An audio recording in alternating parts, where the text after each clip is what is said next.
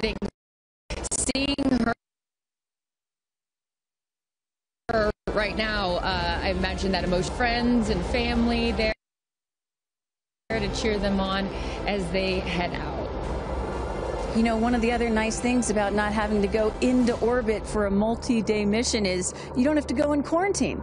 Right. You can actually be with your friends and family right up until the moment of launch. Such a good point. For those of you just joining us, Carissa Thompson, Kristen Fisher, Ariane Cornell, and Tabitha Lipkin here for coverage of New Shepard 31, Blue Origin's 11th human flight. You're looking at all the future astronauts, right? We can't call them astronauts yet until they pass that Kármán. Well, our crew are all female crew. Yeah, our soon-to-be astronauts. Soon-to-be astronauts as they make their way out to the road to space here in T-minus 46 minutes as we count down here. How does this compare, Ariane and Kristen, having seen so many launches to some of the other ones that you've seen? Well, I think to Kristen's point, you know, this is, you know, for let's say a NASA launch, you know, they have to be quarantined. You kind of wave from afar. The families. This is a parade. Yeah, it's a parade. They're really integrated into this experience because, as you know, as I mentioned, when these people go to space, so often it's, I've been dreaming about doing this since I was a little boy or a little girl, and the family and the friends come along this journey in supporting these people, and so to be able to have them there right up just into the last minutes like this is really important. And we knew when we designed this whole astronaut program that incorporation of the families and the friends was going to be very, very important. Why was it so important? Well, I think among other things, you know, precisely these aren't, you know, these are not people that have trained for years and years and years, right? You not quite as Kristen as your parents. They're not fighter pilots. You've got people that are very normal, you know, like Gail has been very clear about her emotions and her nervousness. We want them to have the support and the love of their friends and family. And this is a moment that will change their lives forever. It is a moment, getting that chance to see the Earth from space is something that will forever change their perspective. They will come back slightly different people. And so for a moment like that, oh, and here they come. Yeah, as right they're by our stage. right over our shoulder here is our set as we wave to the incredible women here. And each crew names themselves, right, Ariane? So this crew has named themselves the six that are taking up space. Good luck. I love it. I love it. Well, I think what's so fun about this, to your previous point about this full experience and getting access to see them and send them off, it has to give them some comfort, right? I mean, you're going to do something that is so out of your comfort zone that to see and to be around people that you know and that you love on your way out to the road to space is really special. And also just being here the last couple of days, you really have an appreciation that, yes, of course, the focus is on these six women, but I'd be remiss if I didn't mention the experience that I've had. Even you took us into Mission Control yesterday and just meeting them. There's 10,000 employees here at Blue Origin, and all of the men and women whose lifelong goal it was to work at a company like this, and you know, all their schooling, and just some of the most intelligent people that you'll ever meet, and all the hard work. I mean, this is not a small thing that is happening, and all of these people have dedicated their lives to moments like this. And so I just want to make sure we acknowledge that this is such a group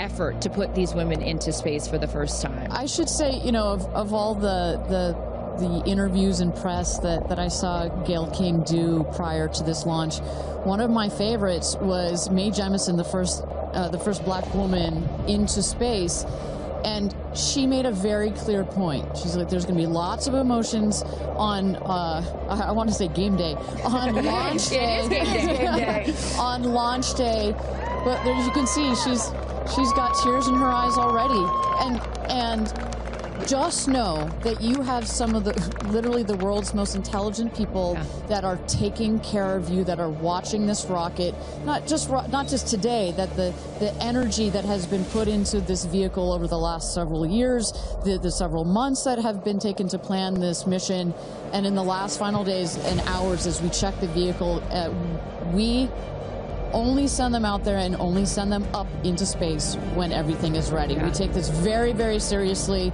And as Kristen said, yeah, this feels like it's getting a bit routine, but every mission is not routine for us. We make sure that we take it seriously. It is routine, I should say, but it is... That's a good thing. It's a good thing, and our team is paying attention, and no detail is missed on the day of. And there's a saying that spaceflight is a team sport.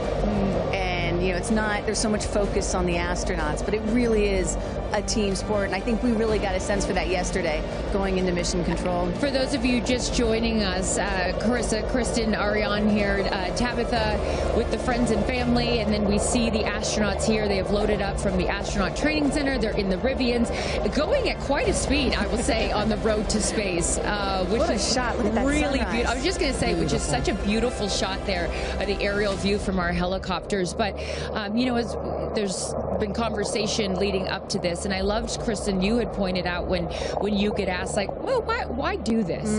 And you had said something that I thought was so interesting. It's like, well, then why travel? You know, you say it more eloquently than I do. There is, of course, criticism, right? Like, why should we care about this? Why should we care about your average person, even though these women are not average? Why should we care about them or celebrities going to space? Or why should we even be going to space, period? And my answer to that is, well, why do we travel? Why go to Paris? Why go to London? Why go to Japan? It's because it does something to you that's different than just looking at a photograph. You experience it in a different way, and it changes your perspective. It makes you a better person. It makes you understand other cultures and civilizations and other people. It makes you have more sympathy, and you hear about the over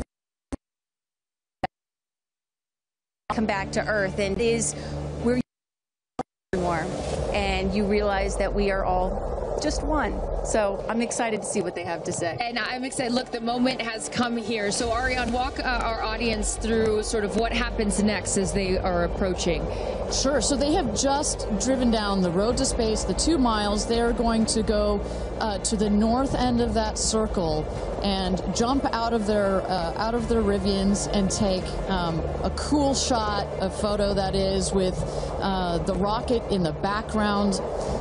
Again, all of this is very tightly choreographed, and we want to make sure that they do this quickly so that they can get back in the Rivians, go back around the circle to the base of the tower. At that point, we're going to get them into the elevator that will take them up to the south tower. That's the one in the background.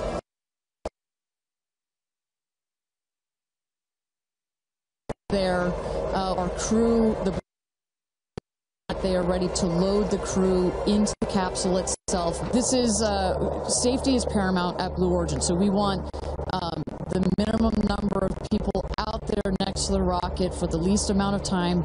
So we keep it fast, we keep all these procedures tight. But we got to do a quick photo shoot by the rocket. I mean, so good. It's history, you know. We got to capture that moment. And again, for those of you just joining us, this is something that I was not aware of. That beautiful rocket right there, News Trevor, didn't come out until this morning, right? So explain a little bit more for those people that are just tuning in, sort of how the setup works. Sure, that is correct. So at about 2 o'clock this morning Central Time, we rolled the vehicle out there. You see on the truck.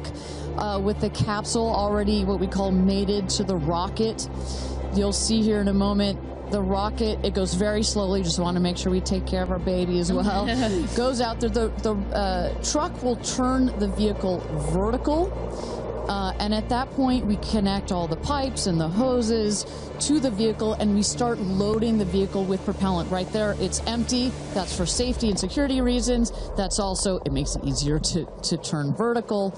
We'll load the vehicle with propellants all the way up to the last moment. We put in there, you heard it earlier in our webcast, liquid hydrogen, and liquid oxygen. Those are the two propellants that fire into what we call our BE3 engine, our Blue Engine 3. And our team in Mission Control from that point on has got their eyes glued to their monitors to make sure that the propellants in the tank stay within bounds, within temperature bounds, within pressure bounds. As they make their way here onto, they'll take the elevator, right? They won't take the stairs. That is correct. Yeah. So we just inserted the elevator relatively recently. It makes it a little bit more comfortable as you're going up to the top of the tower. You know, we're at about 3,000 feet above ground level in altitude up here in a dry, dusty desert.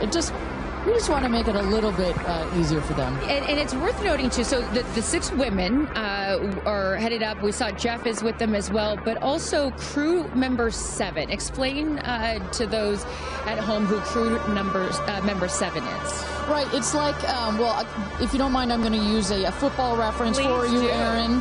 And we come, I called you Erin like your girl. Sorry. Oh, my goodness. We're often confused. Oh, my goodness. So it's like the 12th man.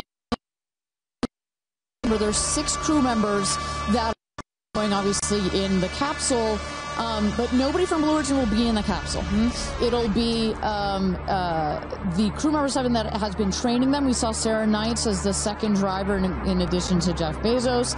And then, a little confusing, we've got a second crew member 7 who is going to be on Capcom, or capsule communicator. Today, her name is Laura Stiles.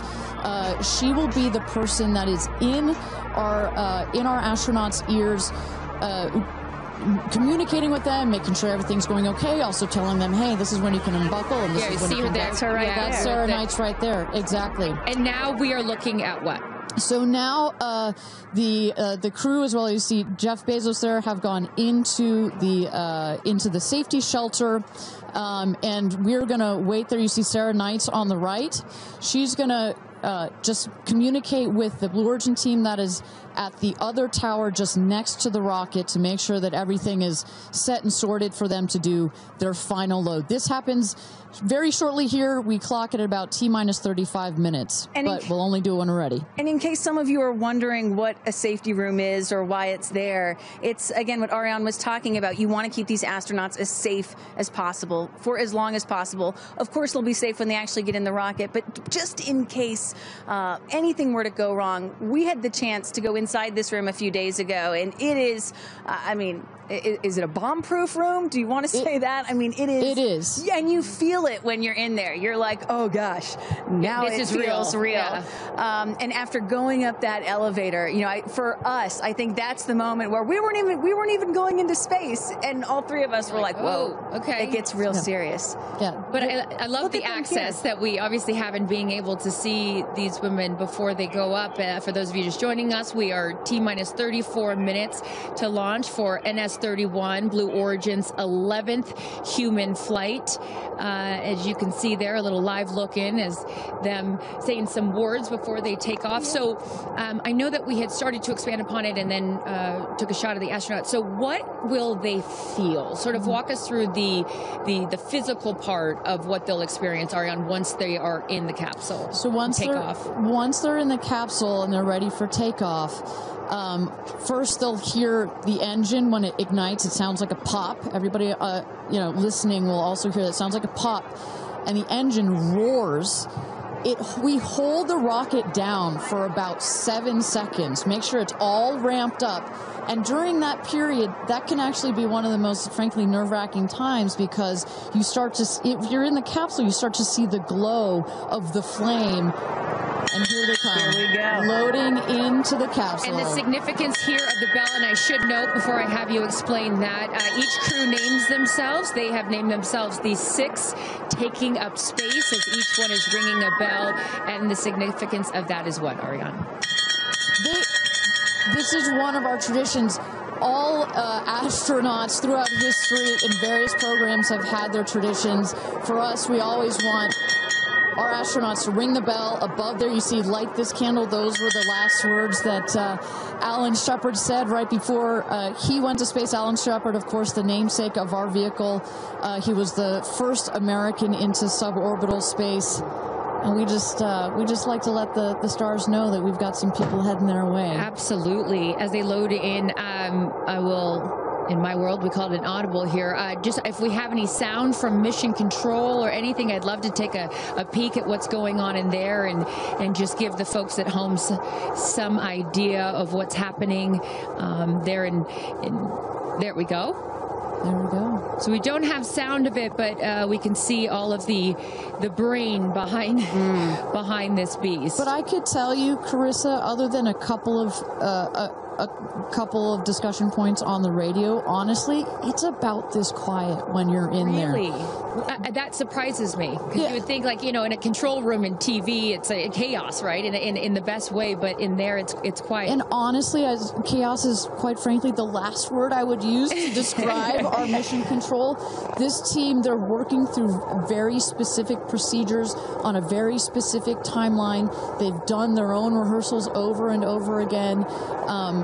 We also want to keep the communication line open if anything, you know, if anybody's got to call it out. But it is a very well choreographed team we've got. And, you know, when folks are wondering, you know, what exactly 2 days of this space flight, done rehearsals and dry everything that you're seeing here. They practiced over and over getting inside this capsule, strapping themselves in.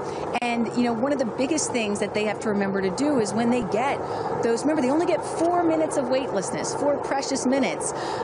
They have to unbuckle and then buckle back in at the exact right moment. So those are some of the things that they're learning to do and practicing while they're training in that building right behind us. As we look at New Shepard 31, the 31st mission, the 11th human flight here for Blue Origin. We are T-minus 30 minutes. Carissa Thompson, Kristen Fisher, Ariane Cornell with us, and Tabitha Lipkin at the tower. I am going to be leaving here in just a few minutes. I'm going to go to Fallback 3, an area. Then I will wait for the capsule to land. I'll wait for the recovery team to come out and then bring you interviews from each of our astronauts as they arrive back here on Earth. I cannot wait for that.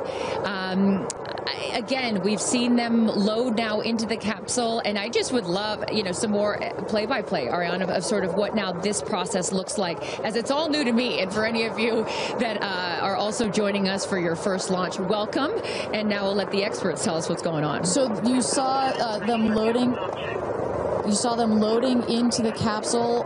They are getting into their seats. They're getting into their harnesses. It's a 5-point harness, so clicking them all in. All right, we're hearing that Capcom right now. Sorry to interrupt you, Ariane, which is short for Capsule Communicator, and ready to do the astronaut comm check. So let's take a listen. Laura Stiles has the mic.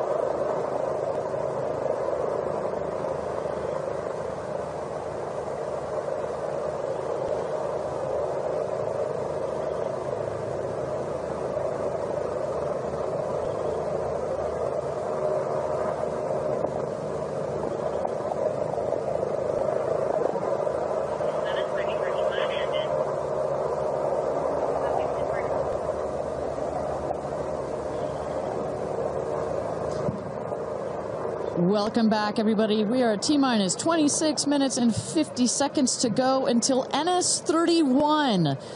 Blue Origin's 31st mission for our New Shepard rocket, our 11th human flight. I'm Ariane Cornell here with Kristen Fisher at the desk. Carissa Thompson has left to get into place for her viewing spot for the launch.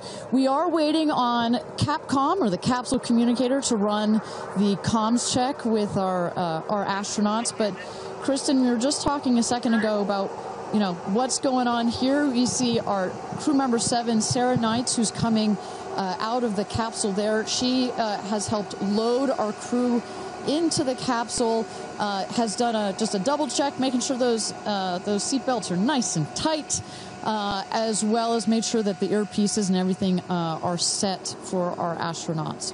I should note, just as we give kind of we got this beautiful aerial shots this morning of the rocket. We have these sunshades you see on the at the top of the capsule, that kind of white square. We've got one there in the foreground, and coming around you'll see another one on the back.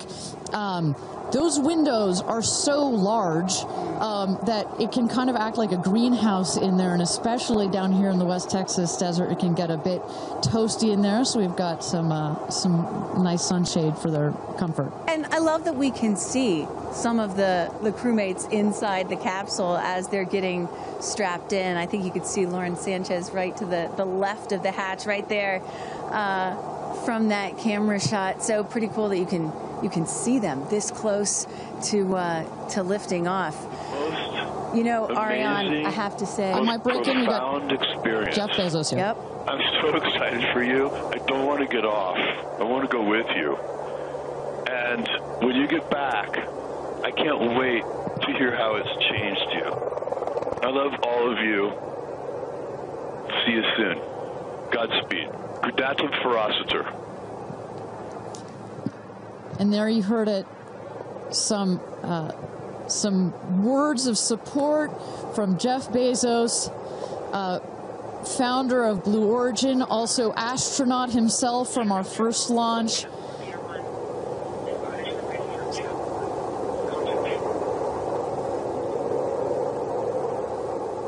So, of course, Lauren Sanchez is Jeff's fiance, one of her supporters. But as we mentioned before, we've got lots of friends and family that are supporting the rest of the astronauts here. They are out at the viewing tower. Let's turn it over to Tabitha. Tabitha, have you had a chance to chat with some of the family members out there? A lot of friends and family have come out here, and it is an exciting vibe. I am standing by with two women who need no introduction. And Chris, I have to start with you. What is it like to be here, and what brought you all the way out here to this launch? Well, Lauren and Jeff, we're here to support our girlfriend and our friends, and I never thought that we'd be talking to you from a space launch. For sure. So this is a really unique experience, and we're just so honored to be here to support them and watch this amazing part of history. And I'm so proud of her.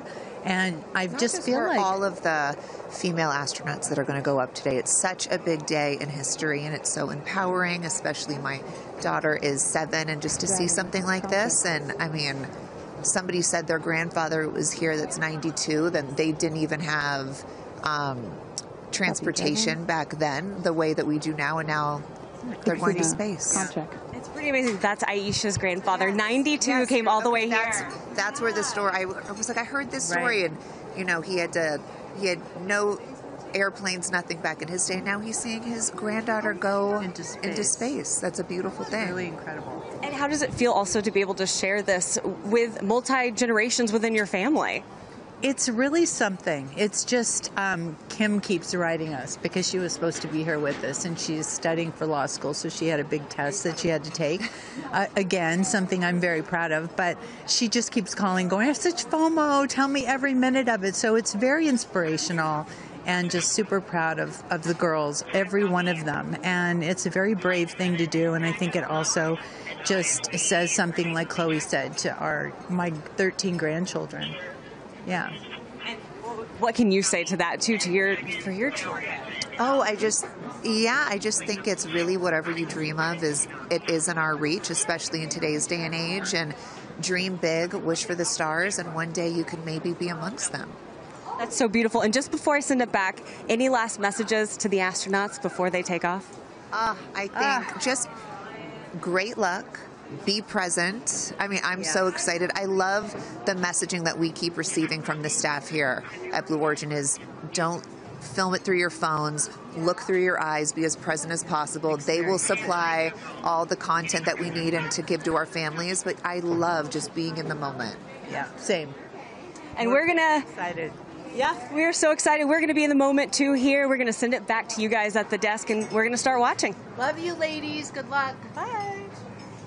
We had no idea that Chris and Chloe were going to be here, and we're about to be interviewed by Tabitha. So that was a nice little treat. They sure look the part, you know. Oh, they're ready for their day out here in Texas. I love it. Yeah, and you know, for those of you watching, we're really in the middle of the desert. We're a solid 2-hour drive from El Paso. And as you were saying yesterday, Ariane, you know, you really get the sense like you start in El Paso and the more you get out here, you do start to feel like you're on another planet. I mean, it's got quite a moonscape, Marscape vibe. And our guests that are here today, as we just saw in Chris and Chloe, are dressing the part. Well, so let's bring it back to the real stars of the show, our astronauts. And one of our astronauts that we haven't heard from yet is Gayle King. She has obviously a lot of emotions going into this flight. Let's hear what she has to say from this interview with Tabitha Limkin just a couple of days ago. When I made the decision to come, there were only 3 people whose opinion matters to me the most. Favorite daughter Kirby, favorite son Will, and Oprah. That's my kitchen cabinet. And all of them said, I think you should do it. All of them, much to my surprise, including Oprah. I really thought she was going to say, nope, I don't think you should do it. And she was like, do it. She said, I really think you should do it because you've been talking about it. And when it comes back and you're not on it, you're going to be kicking yourself saying, I could have gone and I didn't. And I don't want to have to hear about it for the next few years. And, you know, I think everybody in this group is a storyteller and explore. And to be able to take this message and tell other people what it was like from our different perspectives, I think is very significant. Do you have a message for the kids watching? You should always know that no dream is too big. You know, we have someone, Aisha, who was told when she was a kid, your dreams are too big, you need to dream smaller. No child should ever be told that. And so I want people to know no dream is too big. And also, LL Cool J said this to me once, dreams don't have deadlines. Isn't that good? That is real good. Dreams don't have deadlines. I've never forgotten that he said that, and I believe that as well. What are you taking up with you? Oh, I have a bunch of stuff. I have Luca. I wanted one of his favorite toys, so I have a Sesame Street character called Tamir. Tamir is this little black boy with great curly hair, so Tamir gets to go to space. I have a wooden cross that you can hold in your hands. It fits like in 3 prongs. And a stranger came up to me at the airport. She said, I always hear you talk about being a nervous flyer, and I wanted you to have this. And so if you're ever on a flight and you feel nervous, take it out and hold it. So whenever I'm flying, I have this with me. Also, I just noticed, what is this on your wrist? So Jared, who's one of our jib operators at CBS Morning, his daughter, Denise, who's 7, made this for me. And she came into my makeup room and said, I made this for you. Someone else gave me Astronaut Era. That's pretty great. Space Sister, Amanda just gave me this. I mean, so I feel that I feel I'm pretty well protected. Absolutely.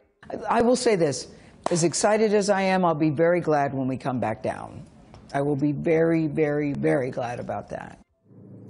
Well, clearly we heard Gayle there and prior to coming down here in Texas, nervous and excited at the same time, but one of the things I like about this is that she just makes it real, you know?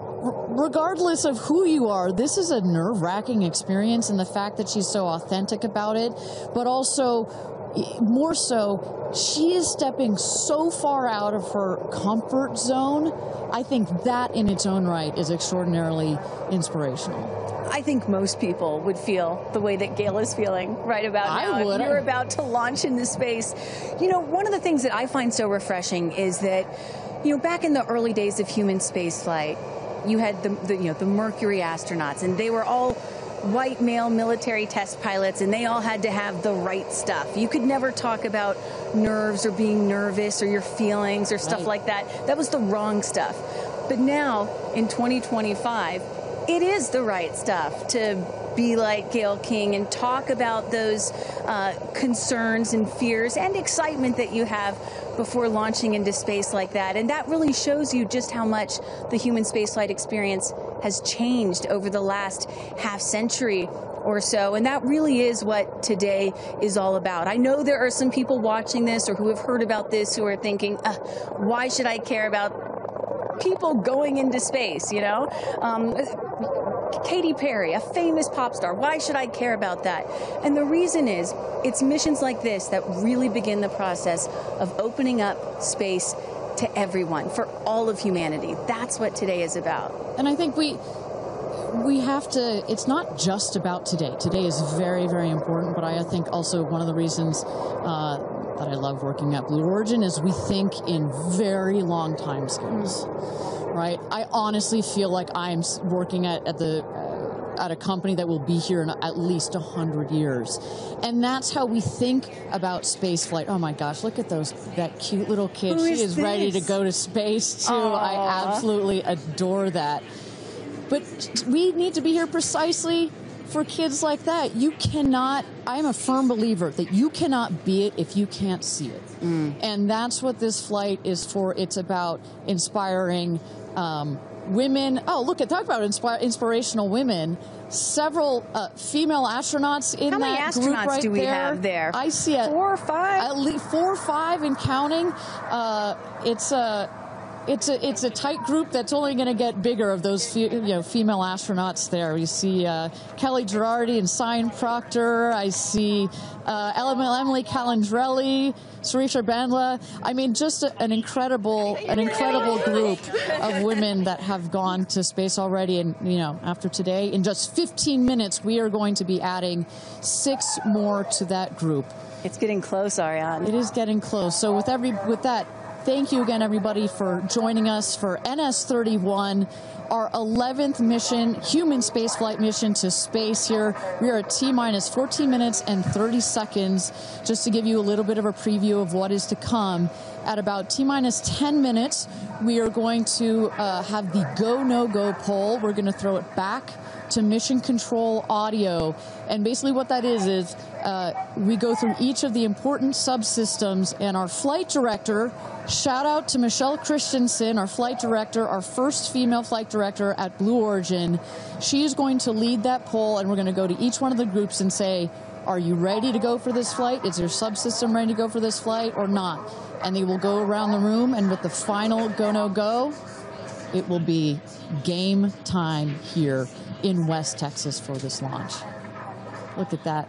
Now, this child is a little younger than you were when your parents went to space. A little bit older. Oh, excuse me, a little older, pardon me. Yeah, because I was just 15 months old when my mom flew in space. And, I think about what it must have been like for her to be a first-time mom and training for her first space flight all in 1 year. And she was a part of NASA's original first 6 women astronauts alongside Sally Ride.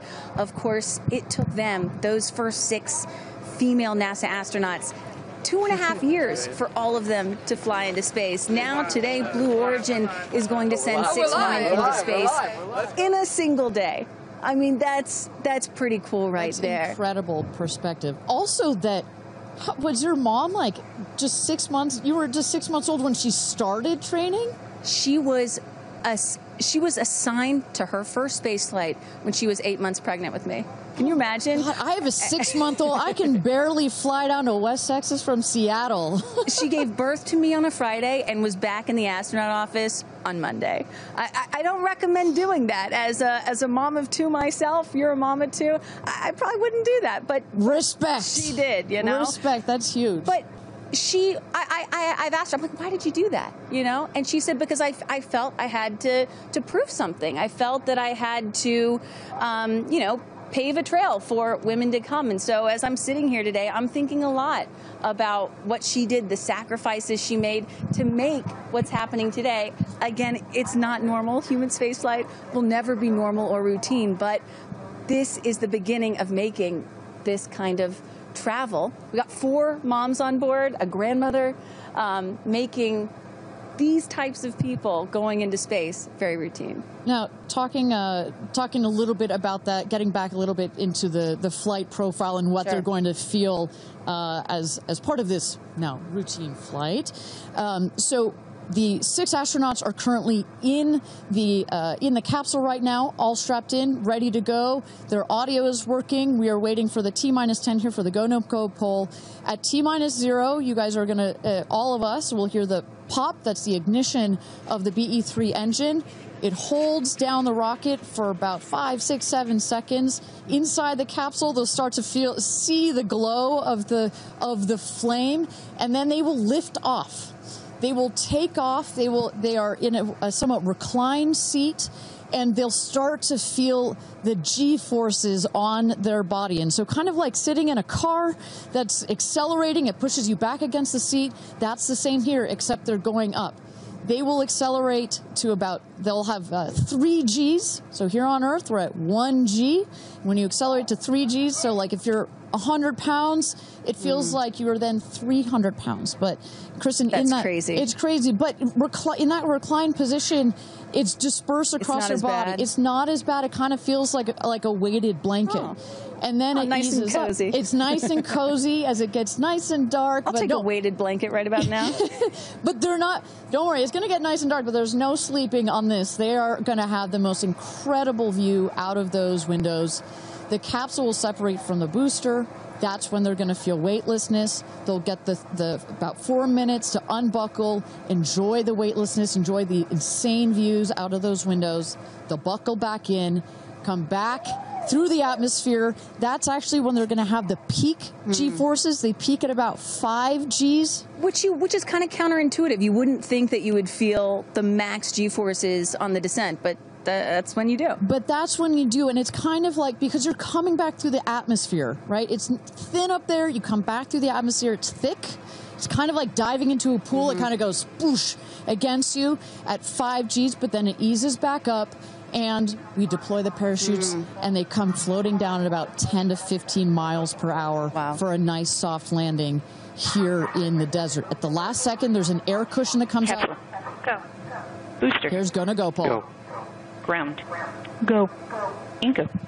Go. Safety. Go. Capcom. Go. Engineering. Go. This is the flight director. New Shepard is go for launch. Booster, commence terminal count. Protocol flight. Yeah, baby. Go for launch. My favorite words. It's getting real. T-minus 8 minutes and 51 seconds. Until our 11th human space flight, the first all-female crew flight to space. All 6 of our astronauts are loaded in the capsule, waiting for just 8 minutes and 30 seconds to go here. Now, Kristen, we just kind of walked through the flight profile, what it's going to feel like for our astronauts.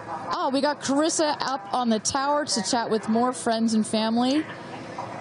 Carissa, who do you got out there? I don't need to introduce the incredible woman. I don't need to introduce the incredible woman next to me, who is a ray of sunshine. Oprah, you are wearing yellow because Gail's call sign is sunshine. Yes, right. And all of us, the whole family is wearing yellow today. And I you know, we've been friends. It'll be 50 years next year. We've been friends since we were 21 and 22. And I have never been more proud of my friend than today. Never been more proud, because this is bigger than just going to space. I mean, I think for her, who anytime we're on a flight, she's in anybody's lap if there's the slightest bit of turbulence, has like real anxiety flying. And this is overcoming a wall of fear, a barrier.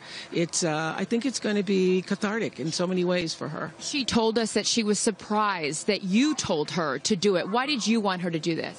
Because I think life is about continuing to grow into the best of yourself. and the fullest expression of yourself. And I think that this is one of the most fullest expressions you can possibly have. And I know that I felt deeply that she would regret it, and I didn't want to hear about it for the next 15 years. I wish I had gone, you know, and I said, there's only one time that all the women are going up for the first time. Right. You know, there will be other trips, but there's only one first time. Incredible. So to be a pioneer is great. What was the last conversation you had with her? I said, peace be still. Hold the God's unchanging hand. He's got your back. That's it. That's it. I know that we're counting down here. We're getting excited for that go for launch moment. How are you feeling as her best friend? I feel so calm. I don't think I've ever been more calm because I think it's already done. Once she said yes, once she committed to yes, and Lord, did we all hear, should I do it? Should I do it? Since Thanksgiving, we've been talking about it. And so once she finally said yes, I was like, okay, we're going. It's a go. You know what I have loved is her vulnerability, because she's the voice of a lot of us that would be afraid, and she's okay to talk about being afraid. Why has that been so important to show that part? I think, you know, for every woman who's on this flight, it's about fulfilling something within themselves. For Gail, it's about overcoming this great fear and also stepping into the moment of excitement. And I think, you know, it goes beyond this moment of just going up in space. I think this will be an everlasting experience. I was just thinking this morning, you know, Gail has been there for me for hundreds of events. I can't even remember them, you know. But you will never forget this day. None of us will ever forget this day. Well, thank you for being here, for her, for us. I mean, this is just, it's a historic day, and it's only fitting that you are here front and center as a ray of sunshine that you are, Miss Oprah. Thank you so much. Thank you so much. No time. You're next, you know. I'll send it back to you, Ariane. Thanks, Carissa. Wow, to see Oprah down here. No, I'm not besties with Oprah, not yet anyway, but if Oprah told me to do anything, I would do it. I don't think Gail had a choice after Oprah said, girl, you got to do this. She had to do it. Ariane, we are under T-minus 5 minutes until these ladies hopefully launch into space. And, you know, you were just talking about what these women are going to feel when they launch. But let me tell y'all watching what we may hear, because we have one of the most famous singers on the planet on board, and there is a chance that we will get to hear the audio inside and hear what these soon-to-be astronauts are saying and possibly singing while they're weightless. So I can't wait for that moment. I'm also hoping she comes down to Earth and does like either a Fireworks Part 2 or E.T. Part 2. I think that's going to be, and I think, but let's stick on this point for 1 second, Kristen. I think one of the incredible parts about this crew is their ability to tell the story coming out of this in their own unique way. The way Gail can go on TV and talk about it. Amanda can go and continue to advocate for women more broadly about it. The way Katie can sing about it, etc. The way Carrie Ann can produce films about it. That is what is so special about this crew in particular. And that is what's so special about this new era of spaceflight. This is not NASA. This is not governments. It's not the U.S., China, or Russia. This is the commercial era. These are private companies, and this is Blue Origin sending the first all-female crew into space since 1963. And this is all going to happen so fast in just a few minutes, about 10 or 11 minutes from launch to landing. And don't worry, guys, I did the math. In case you're wondering, total duration of this mission is just about 3 Katy Perry fireworks songs. So play that song 3 times. That's how long this mission's going to be. Fantastic. Well, so at T-minus 3 minutes to go until our 31st launch of New Shepard, our 11th human space flight. Just to tell you what's coming up here. At T-minus 2 minutes, we send the show over to the vehicle. It goes into autonomous mode. Command engine controller ready to start. We have our team, of course, in mission control that have their eyes glued to the screen there. There you goes, mission control, quiet and intense. There's one of our crew member 7's capsule communicator, Laura Stiles. She is communicating in the ear of our capsule, in the ears of our astronauts. But what we're going to see in the last 2 minutes, you'll see the fins at the base of the rocket gimbal or just move back and forth. We want to make sure they've got free range. At the base there, you see the nozzle, the engine peeking out. The engine as well is going to gimbal, going to move. Both in conjunction together, those two Pressing propellant systems. tanks to flight pressures. Those two systems guide the rocket. And when you are out there at this moment, this rocket feels like it is alive. It feels like it is a living, breathing, hissing thing, right? And there's the gantry pulling back from the rocket. T-minus 2 minutes and counting. Transition to onboard hydraulic pumps. And this right here is the moment that they've been training for. 2 days, becoming a crew, becoming a team. After you go through an experience like this, it's more than a team. It's almost like a family. You are so tight to go through something as intense Executing as this. aft fin built-in test. And everything looking really good, Ariane. So far from mission control, everything is clean and green for this launch. T-minus 1 minute to go here.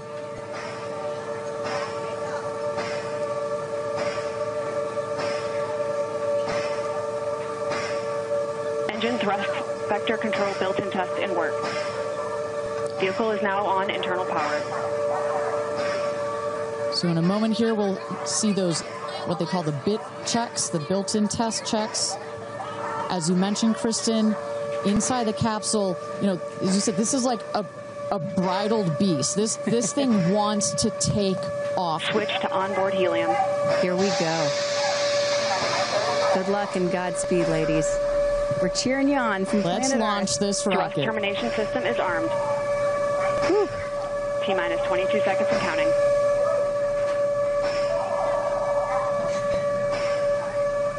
Guidance internal. T-minus 10, 9, 8, 7, 6, 5, 4, command engine start, 2, 1, ignition.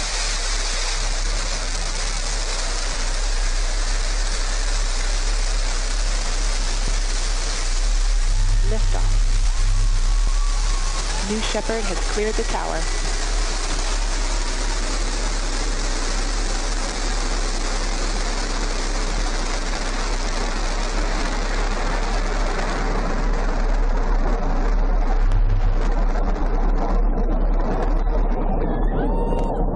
Flight. 6,000 feet climbing.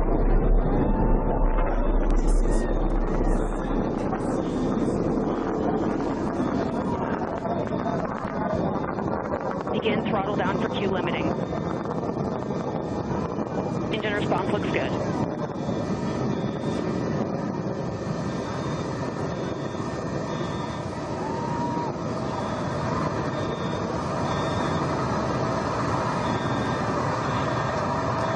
Max Q, maximum dynamic pressure. Mach 1, vehicle is supersonic. Engine back up to full throttle. Supersonic, we have passed through max Q, maximum dynamic pressure. That's when the vehicle, the stresses between the atmosphere and the speed are at their maximum. So to punch through that is so important. You see the BE-3 engines is firing beautifully. You see the stream of steam behind it. Those ladies right now are having an incredible view on their way to space. Passing through 80,000 feet, 1,300 miles per hour. You're going to peak at about 2,300 miles an hour over Mach 3, 3 times the speed of sound. Shortly coming up, we'll have MECO, main engine cutoff. We will turn off the engine, but the two craft, the capsule and the booster, will continue their ascent to space. Stand by, MECO.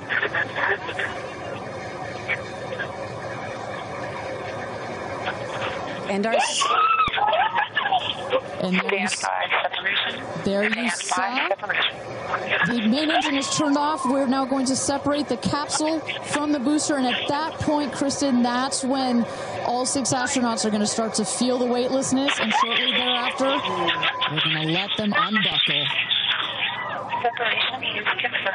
And that right there is the most critical milestone of this whole ascent. Oprah watching her best friend go to space.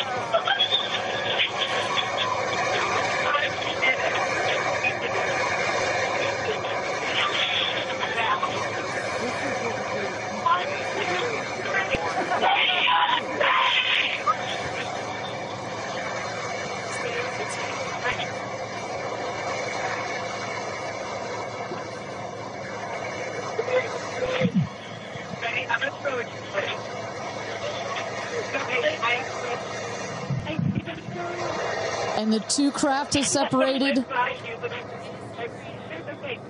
Put up there. 328,000 feet, 100 kilometers. Welcome to space, ladies, or shall I say, astronauts. Oh, the moon! You guys, I have to tell you, look at the moon. Look. Oh, my God. Oh, my God. Oh, my goddess. That's our pink moon. I love you, Jetson.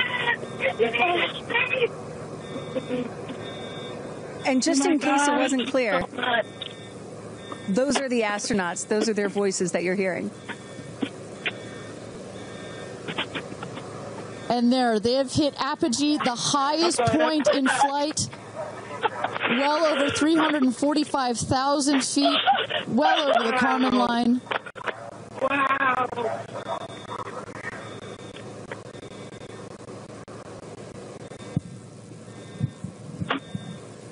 And at this moment, the astronauts have unstrapped from their seats. They are floating. They are weightless. They are experiencing zero-G for the very first time in their lives. And Katy Perry did say that she was going to sing in space. I'm waiting for it. Waiting for it. 1 minute warning. 1 minute warning. So that is Capcom indicating a 1 minute warning for our astronauts to take in those last views before they get buckled back into their seats. At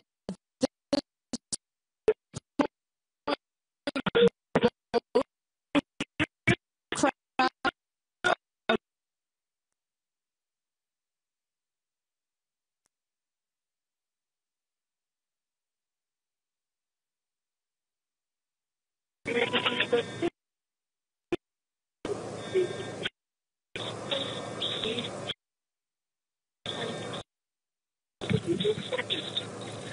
my God, guys, wow, it's so peaceful up here.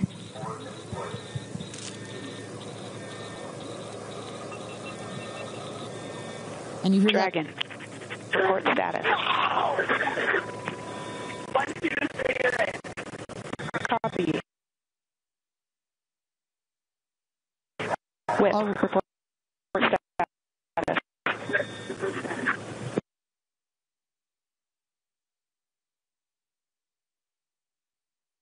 And a great, all astronauts are back. That is the rocket that is screaming back down to the capsule to its landing spot just 2 miles north of where it's taken off from. At the top of the rocket, you see a couple of fins that have popped out. Those are to stabilize the rocket as it comes into land. Shortly thereafter, you will see the drag brakes that deploy that will cut the speed of the rocket in half. And then in the last moments, and there it is. We can see it from the stage. There comes the rocket down. It's going to relight its engine. We're going to also see a sonic boom. We're going to hear that shortly here. And remember, this is something that had never been done before until just a few years ago. Truly the stuff of science fiction that you're about to watch in just seconds. Drag brakes.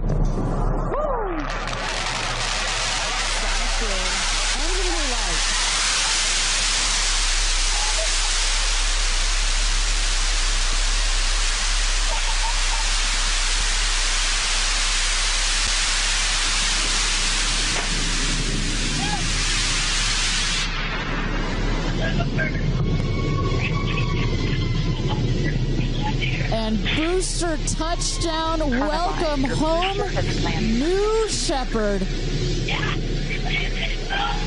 Picture perfect landing right there. Picture perfect landing. Right on target. You see that dust kind of creates this dramatic cloud that reveals the beautiful rocket that has just taken these ladies up to space and back. And I love the echo across the mountains. Is that what I was hearing there? That's what you were hearing. You heard the sonic boom, then you heard the engine relight, and all of that reverberates in this big, beautiful valley in West Texas. Stand by drogue. Stand by drogue. All right, shortly here we're waiting to see the drogue parachutes deploy from the crew capsule. Those are like the guide parachutes. There go the drogue parachutes. Just free falling right there until those drogues came out. And then next will be the main parachutes that get pulled out. Hear that screaming inside the capsule? And all 3 parachutes reefing, and they will slowly inflate, slowing the capsule to a nice, smooth 10, 15 miles an hour. They are cruising back home. 3 good parachutes.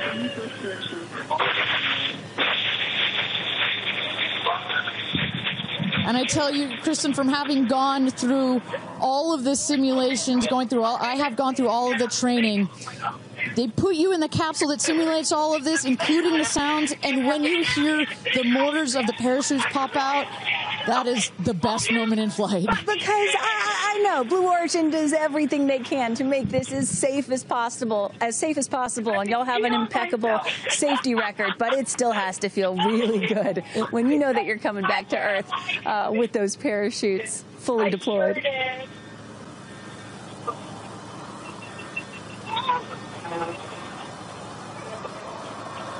And we can see the capsule just over our shoulder here, going to be landing north and east of the launch pad, coming down softly and beautifully. 500 feet.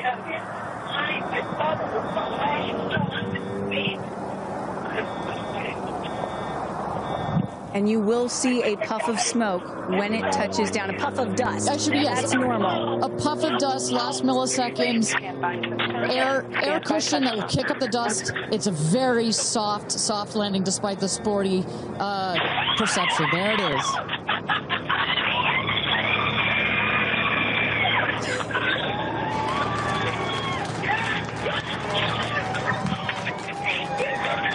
Touchdown. Congratulations, and welcome back to Earth. Do status check. Double shot. Kristen, just some incredible images there. The capsule. Copy. Welcome back. Heather. Nice. Let's wait for just a moment here. Make sure they're doing health checks in. Beautiful.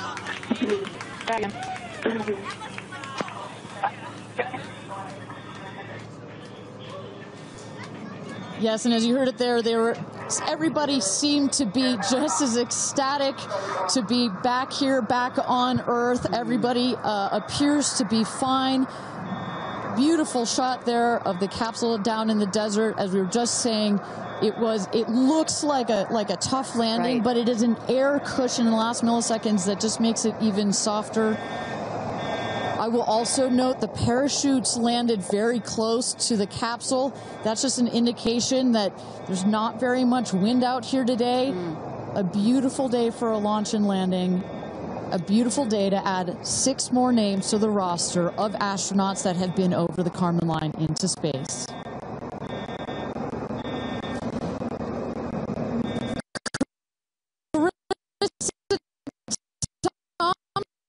Thompson, what's the view from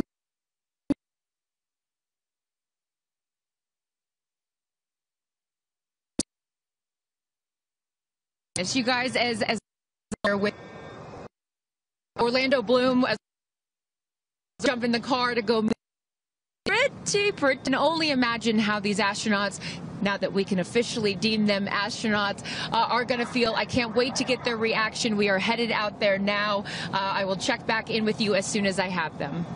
Sounds good, Carissa. And as everybody can see, she is...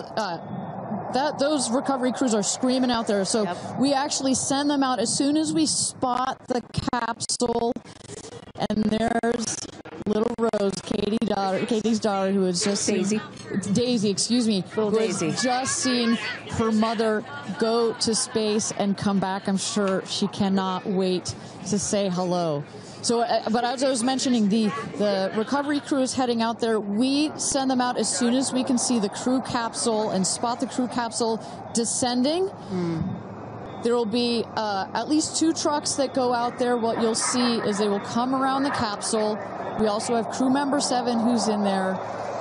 She will run out, go around to each window, make sure that each astronaut is fine, and the recovery crews will safe the capsule before we exit the astronauts. You know, it's hard to pick a favorite moment, right? Launch, landing, it's all good. But the moment coming up might be my absolute favorite, right? It's the moment the recovery team gets out there, then all the friends and family, and we get to see the astronauts emerge from the capsule, and we get to hear what they thought from the last, 10 minutes or so that they were up in space. And I think one of my favorite things that I've ever seen in covering space, certainly with Blue Origin, was that moment for William Shatner, Captain Kirk, as he emerged from the capsule. And this is exactly why you want to send people that are not just professional astronauts into space. What he said was so moving that day. 100% agree.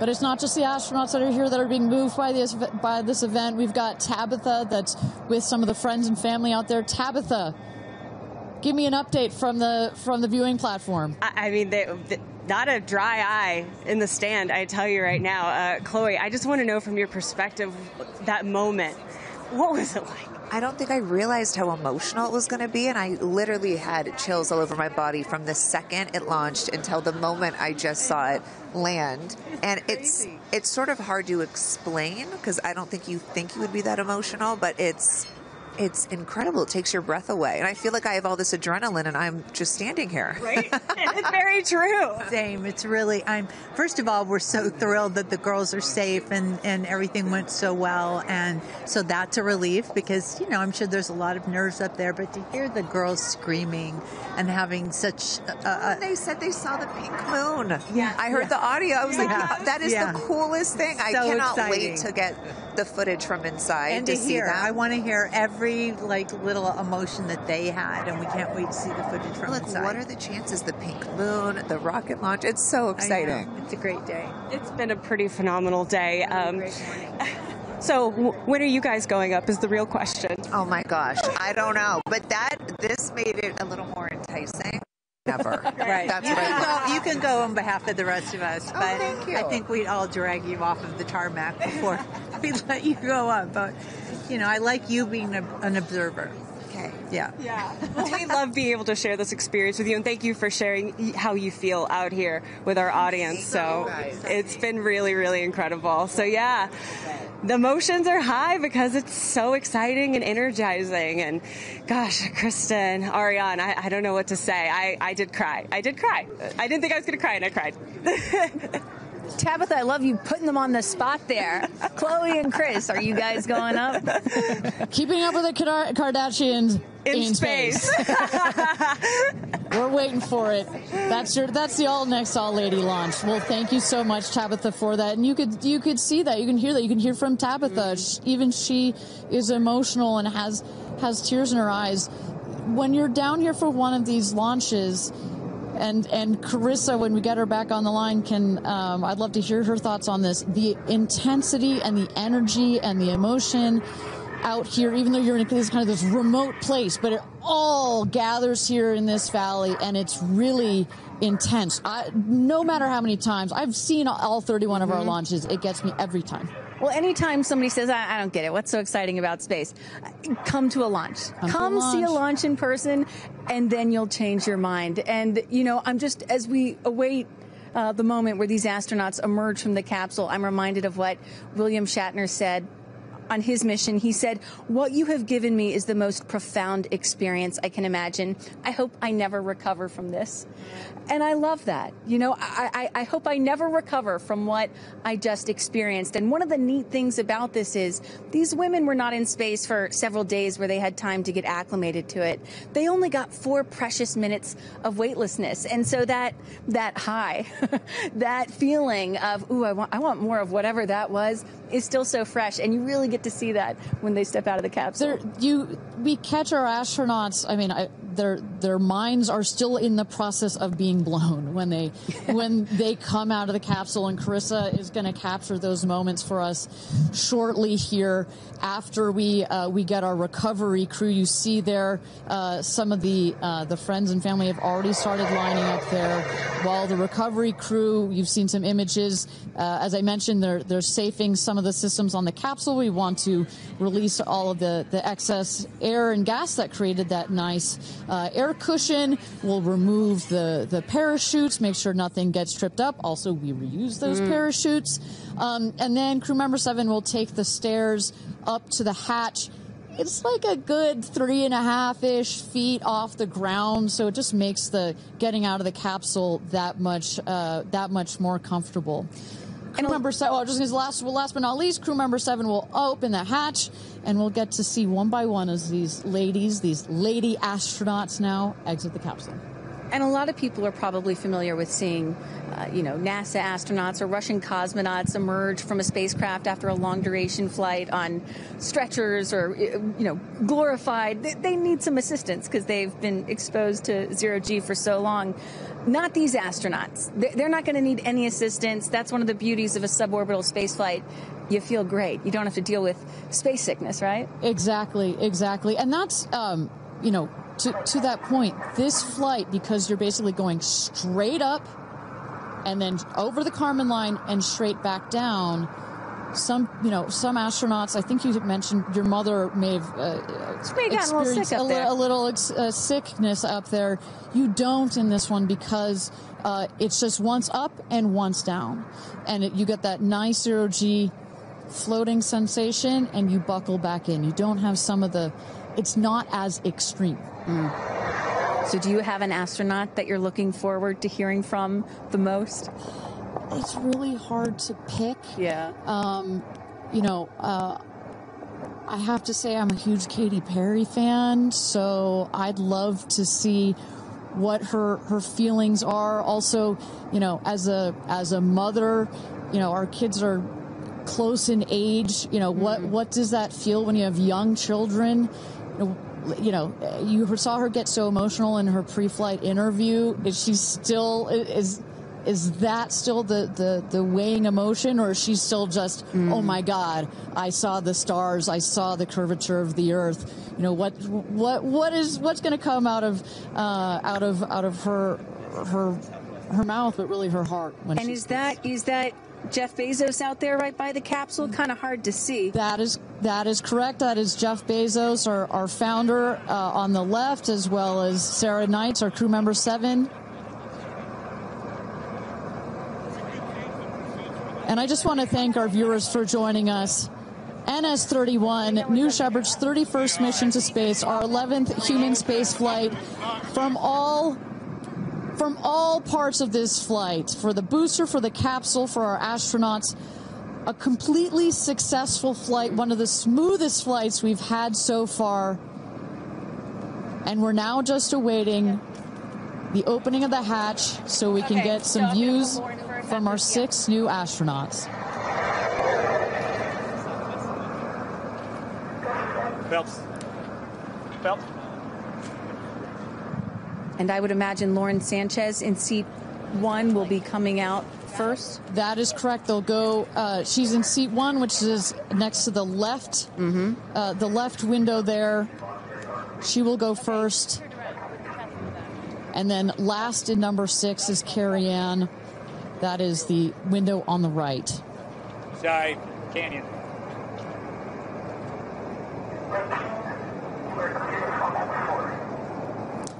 You see those vans arriving. Those are friends and family.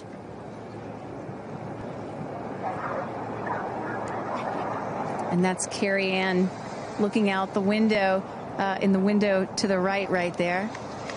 Lauren Sanchez on the left, and you really get a sense for just how big these windows are. I mean, when you're inside this capsule, it's almost as though you're getting a full 360 panoramic view. One of the cool features of this capsule, the largest windows of any spacecraft. So over a third of the surface area of this craft is windows, and that's on purpose.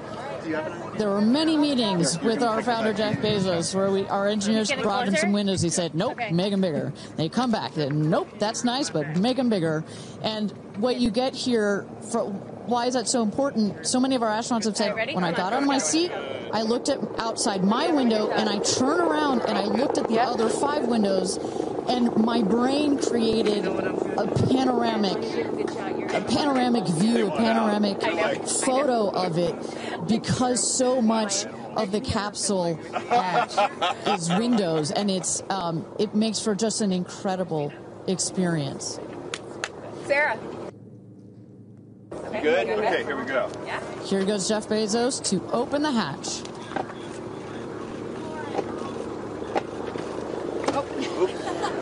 She didn't really close it again. Come on out, guys.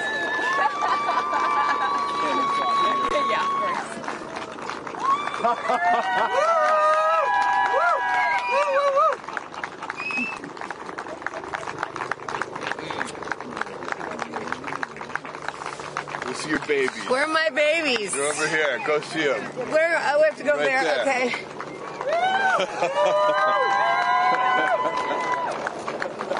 Katie! Woo!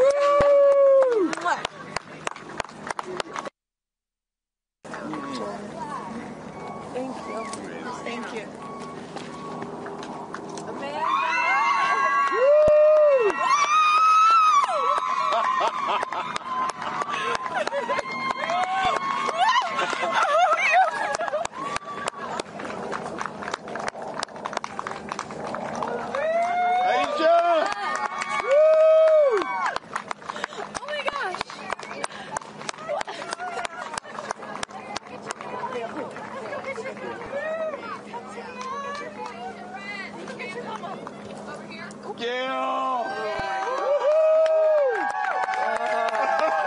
I just have to have a moment with the ground. Let me just appreciate the ground for just a second.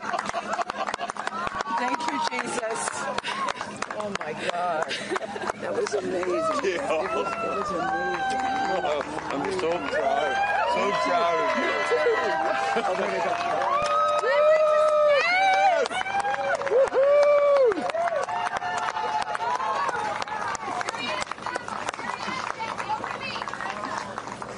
Amazing. I'm so proud of you.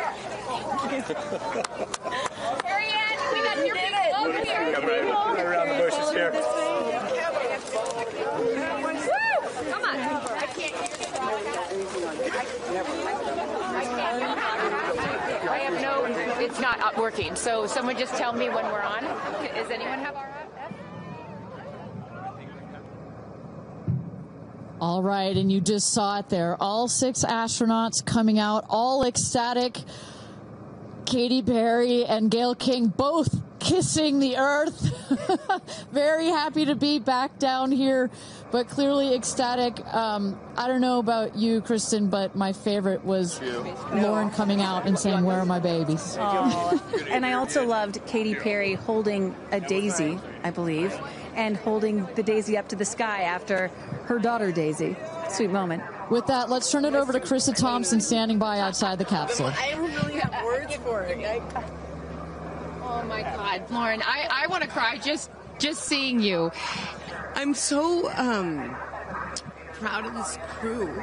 Like, I mean, Gayle, we were just talking in the capsule, doesn't even have ear piercings. She's so afraid to do anything. And she got in that capsule, and I think, like, it profoundly changed her. I mean, for me, I can't put it into words, but, like, I looked out the window, and we got to see the moon. And it was pink. Was it pink? Full moon. It wasn't pink, but it was almost full. And Earth looked it was so quiet. it was just quiet. And is it what you expected? No. Better. Yeah. I don't think you can describe it, because you know what I was saying. It was like quiet, but then also really alive. And you look at it and you're like, we're all in this together. Like, that's all I could think about is like, we're so connected, more connected than you realize, because you just see right here, you see like, you know, states and all these things that like divide us, but we're not. And what is your emotion? What makes you emotional? Joy. Complete and utter joy and gratefulness. Like, it makes me want to come back and just hug everyone and be like, oh my God, we're in this together. Like, that's what this is. And Jeff had told you that it will change you more than you know. And I know you're only a few minutes removed from the capsule, but I can tell already. Emotional. Yeah. To be this I'm like, I don't cry that often. So I didn't expect to be this emotional, but it's also all the love that was in that capsule, and all the heart and the feelings and all the things, and like seeing Jeff before I left, I just went, you know, I had to come back. I mean, we're getting married. If I didn't come back, that would be a bummer for me. Only you, by the way, would say this to me. You said, Jeff, if you don't want to marry me, you don't have to send me to space. Don't have to send me to space. What an incredible experience for you. But the fact that when you're in there, we got to hear some of your audio, but give us some of those moments when you guys, just from the second you took off to the second you landed, describe, if you can, for us what we didn't get to hear. It was a feeling of joy. And like, and camaraderie. It was a feeling of gratefulness. It was a feeling that we're doing this. And, you know, Alan Shepard, I told you about this, did this same exact flight. And he became the first American in space. And 6 women just did the same flight that he did. Oh, I just want to keep hugging you. It's really cool. Yeah. And I hope that more people get to see this, because I feel, I don't even know how much it's going to change me. And I want to thank the Blue team. I mean, look at them. I mean, they work so hard to make sure this vehicle gets up and safe. And I'm so proud of you. I'm so proud of you. It's one thing to say you're going to do it. It's another thing to actually do it. And I know there's a phrase in your family that life takes off on the other side of fear.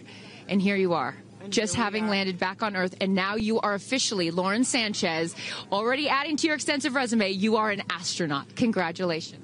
Thank you. I'm very excited. I'm excited to share it with the world, and I'm so grateful to everyone here. I love you. Go be with your family. But to process and download what just happened to me. Well, get on in here, Amanda.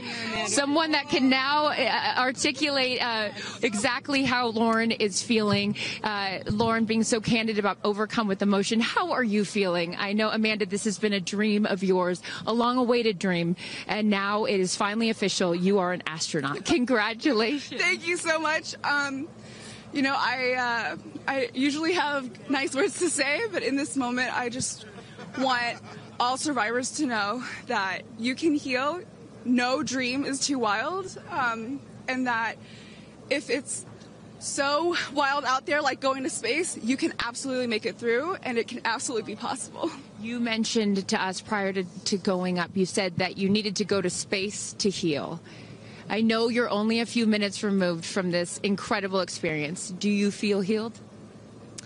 You know, I had a zero-G indicator that I didn't know if I would bring, and I ended up bringing it. Okay. And explain for the folks at home that don't know what that means, what it is that you're holding. Yes, the zero-G indicator is something all astronauts have that floats once you hit space, lets you know you're there. I brought a promise that I wrote to myself. I've talked about that. And share for what is this right here? Yes, and this one I didn't know if I would bring, but I ended up bringing it and floating it, and it's the hospital van from the day. And I got to honor her today, and I'm so grateful to the thousands of people, the engineers, the scientists, just everyone who has made this a reality. And you also have written here, I know that you had this on your laptop, right? Yes, this is my zero-G indicator, a promise I made to myself that if I were to pause my astronaut dreams and fight for rights, that one day I would return to her. And it says, never, never give up. Well, those dreams are no longer on hold. You are finally an astronaut. Congratulations. Enjoy this moment with your family, and thank you for sharing it with us. Thank you, Amanda. Carrie Ann, you said to me yesterday, you said, when I get out of that capsule, I'm going to be an emotional wreck. And I think what I will just say, for anyone that has never had the great privilege of being here, this is my first time at a launch, and it is very emotional. Describe, if you can, how you're feeling. I have almost no words. It was the most incredible experience of my life to be up there and see like such vast darkness in space and look down on our planet. The moon was so beautiful, and that was like, I felt like that was a special gift just for me.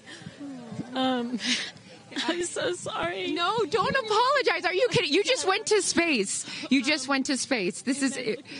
Like knowing that everyone I loved was standing down there looking back up at me, and I just hope that these types of experiences, clear a path for everyone to be able to do that.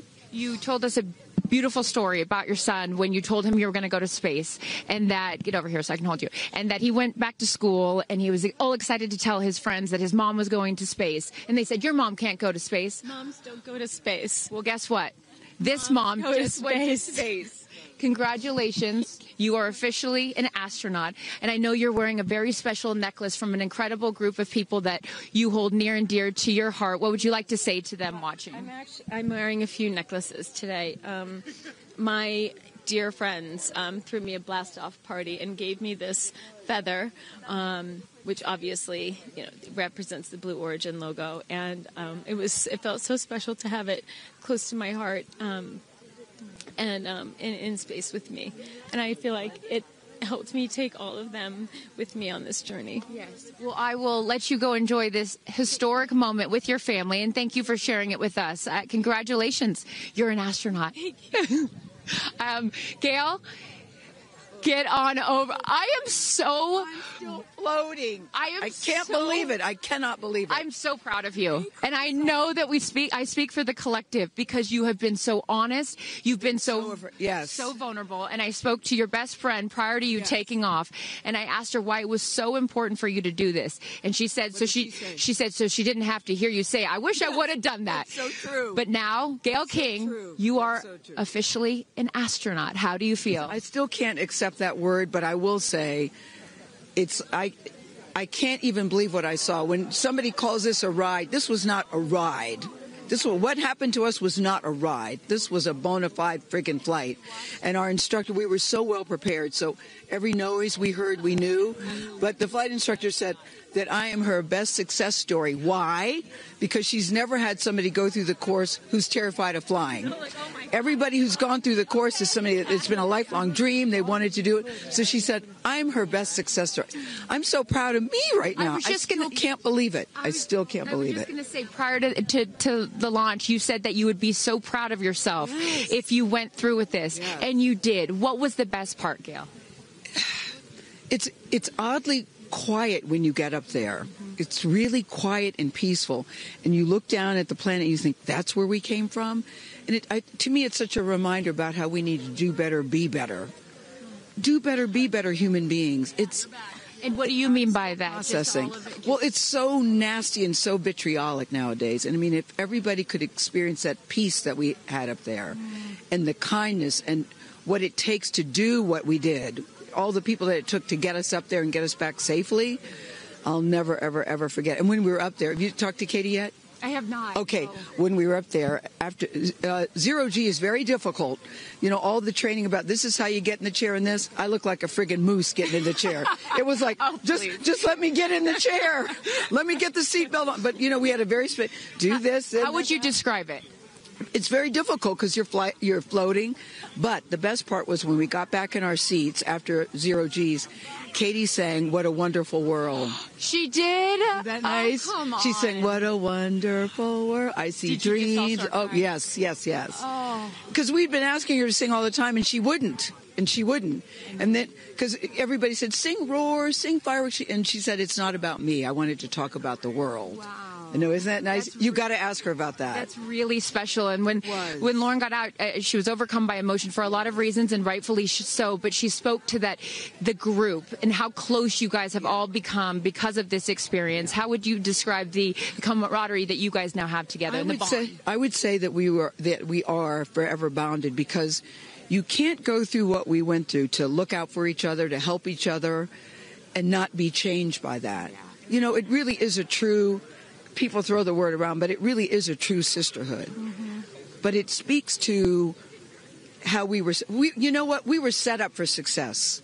The training was so, I can't stress this enough. The training was so friggin' good. We were set up for success. And it went exactly as they told us it was going to. Mm-hmm. Every boom that you heard, the drones, the drogues coming out, the parachutes coming out, it went exactly as they said. Are you glad you did it? I am glad I did it. Yeah. I am glad I did it. Yeah. I am very glad. I have no regrets about doing it. What would you say to people watching right now that are scared, that are fearful of anything? What would you say to them? Well, I just said I'm stepping way out of my comfort zone, because this is so not like me. I said up there, I might now get my ears pierced. I've always been afraid. Which is great. I love that you've never had your ears pierced. No, even Hootie at the training center. You don't have your ears pierced? I go, because it hurts. Oh, my gosh. But I mean, for people that are afraid, Eleanor Roosevelt once said, courage is doing something that scares you, but you do it anyway. And I stepped out of my comfort zone in a way that I never thought was possible for me. Mm-hmm. And now that I've done it, I really do feel I can take on anything. Anything. Congratulations, Gayle King. You are an astronaut. Thank you, Chris. I am so excited for you. I'm so excited for you. And I'm going to go with you to get your ears pierced, because I want to get another hole right here. Go enjoy this with your family. Thank you so, so much. Aisha, oh my goodness. Congratulations. Congratulations. You are officially an astronaut. How do you feel? Also, how do you look perfect after just going to space? I mean, my goodness. I will never be the same. I mean, when you get up there and you see the Earth, and it's so beautiful, and it just fills the screen, and it's not just your window. It's like everybody's window, and there's no boundaries, there's no border. There's just Earth. Wow. It's incredible. You know, Gayle is so honest that this wasn't her dream, but this was a dream of yours. How do you feel now that you just achieved it? Like I picked the right dream. And when we landed, I said, Exuma, I'm good, Blue Calm, but I'm ready to go back. Wow, really? Yeah. What was the best part for you? The best part for me, actually the whole thing. But we got in and we counted down from 10. And then I started to hear some singing. And when we lifted off, everybody, you could just feel the energy in the capsule. And when we got up there and we got out of our seats, we all just looked at each other. And there was this moment, and I can't wait for people to see it on the video, but there was a very special moment between all of us. And it's just beautiful. It's so beautiful. Yes. Where is your grandfather? Your 92-year-old grandfather, who I know you were so excited to bring. What did he say to you when you got out of this capsule and got to see him for the first time? He said, I was really worried for you, but then Oprah squeezed me. Oprah has a way of making us all feel just a little bit more at home and a little bit calmer. I know your father is watching down on you, and he is your angel. What do you think he's thinking right now in heaven? I think he was like, woo! To have the opportunity to have flown his star in my flight bag and to have a perspective that very few people get to have of Earth, I just feel a renewed connection to everything in life and where we are, and I can't wait to go back out there and pour what I've learned into the world. You have given so much to so many, and I know there are a lot of people watching right now, some young boys and some young girls that are inspired constantly by you. What would you like to say to them? Dream it, plan it, and go and do it. I never really thought I could go to space, although I really wanted to go. And today just confirmed that dreams are real and sometimes reality is wrong. And your dreams just came true. Congratulations. Go enjoy this with your family. Thank you for sharing your experience with us. Katie. No, you're not the crier of the group. Feeler of the group. No, you are not. I'm crier. I'm going to tell you something right now. You are officially an astronaut. Thank you so much. How do you feel? I feel super connected to love. So connected to love. I think this experience has shown me you never know how much love is inside of you, like how much love you have to give, and how loved you are until the day you launch. We had these incredible shots of Daisy watching you as the rocket, it'll make me cry, as the rocket's going up, and she was so proud. Just kept saying, Mommy, Mommy. And I know you'll feel the same way when you watch it. And you brought a real-life Daisy up. That's it was right. important for you, not only because it's your daughter's name, but why else was that important to bring it? Daisies are common flowers, but they grow through any condition. They go through cement. They go through cracks. They go through walls. They are resilient. They are powerful. They are strong. They are everywhere. Flowers are, to me, God's smile, but it's also a reminder of our beautiful earth and the flowers here and God's smile and the beautiful magic that is everywhere, all around us, and even in a simple daisy. So to really appreciate it and remember it and take care of it and protect it. Gail shared with us the song that you sang when you got up there. What a wonderful world. Why was that important to sing that particular song? I've covered that song in the past, and obviously, like, my higher self is always steering the ship, because I had no clue that one day I would decide to sing a little bit of that in space. But I think that it's not about me. It's not about singing my songs. It's about a collective energy in there. It's about us. It's about making space for future women and taking up space and belonging. And it's about this wonderful world that we see right out there and appreciating it. This is all for the benefit of Earth. You have done so many incredible things in your life, selling millions of records, selling out stadiums. Where does this experience rate for you? This experience is second to being a mom. Wow. Yeah, that's it. And that's why it was hard for me to go, because that's all my love right there. And I have to surrender and trust that the universe is going to take care of me and protect me, and also my family and my daughter. Because, like, I am full up from being able to get that gift of being a mom. And to go to space is incredible. And I wanted to model courage and worthiness.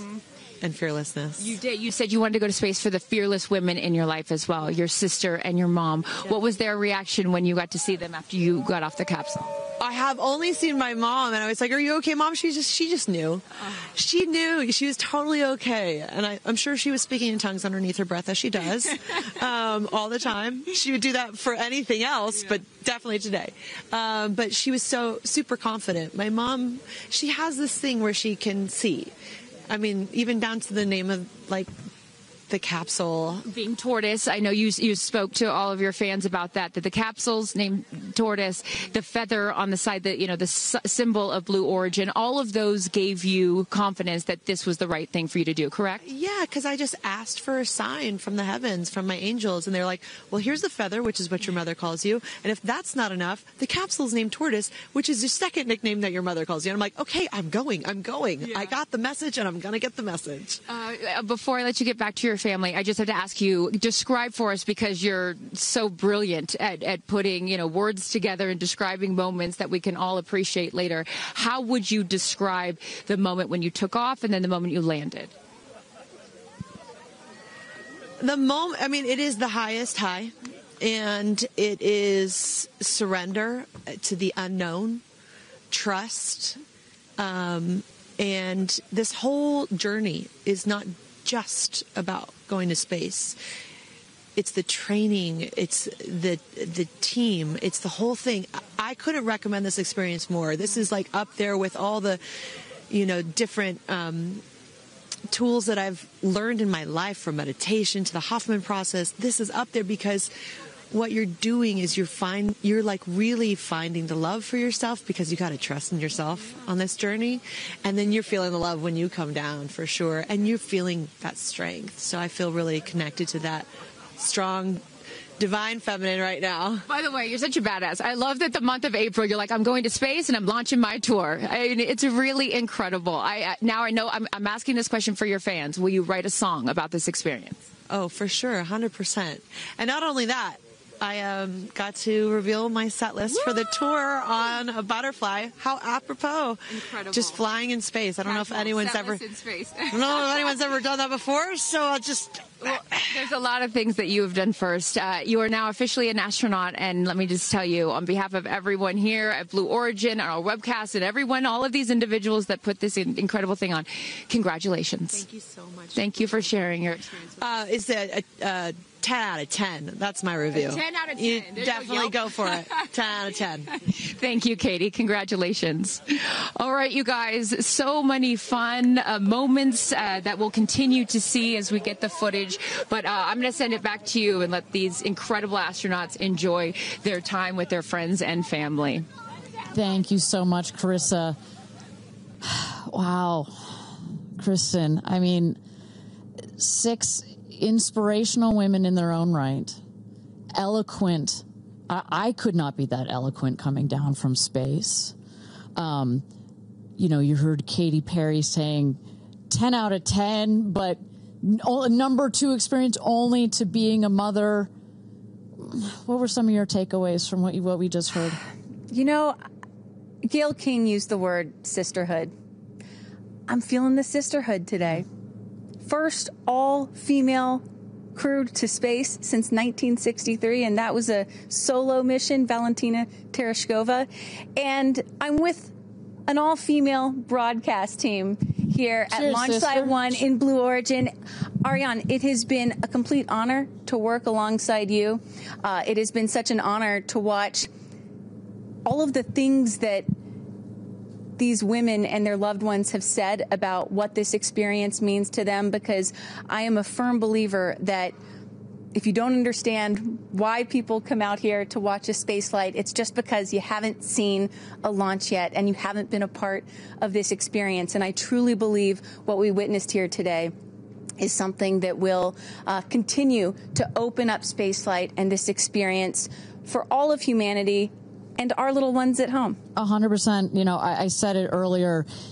You can't be it if you can't see it. And to see these 6 women go up and the roles that they have played before, but I can't wait to see the roles that they play afterwards in their way of telling this story for the world to hear, to experience, to see.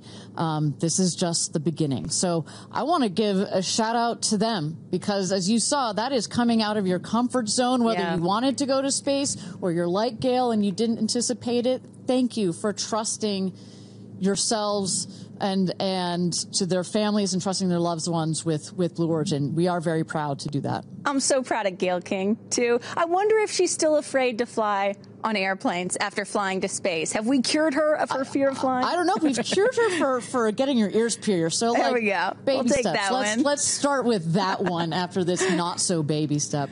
Aw. Look at that beautiful shot. And now the party starts, right? Can we pop some champagne and celebrate a little bit later? Let's do it. It's only 9:20 a.m. It's not too early. 5 o'clock somewhere, baby. All right. What an incredible day. Just for all of us, for our astronauts, for our Blue Origin team. It was an honor to fly you to space. And if you would like to follow in the pioneering footsteps of these astronauts and purchase a seat to space, visit BlueOrigin.com and click Fly to Space. Your own journey to visit the Kármán line is much closer than you think.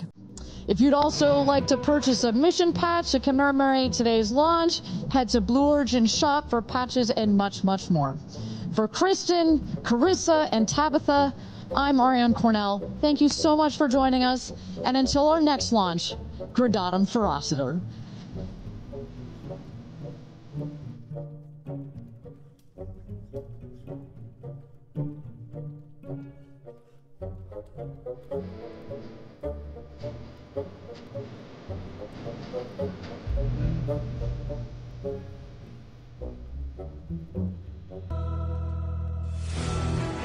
Have you ever dreamed of going to space?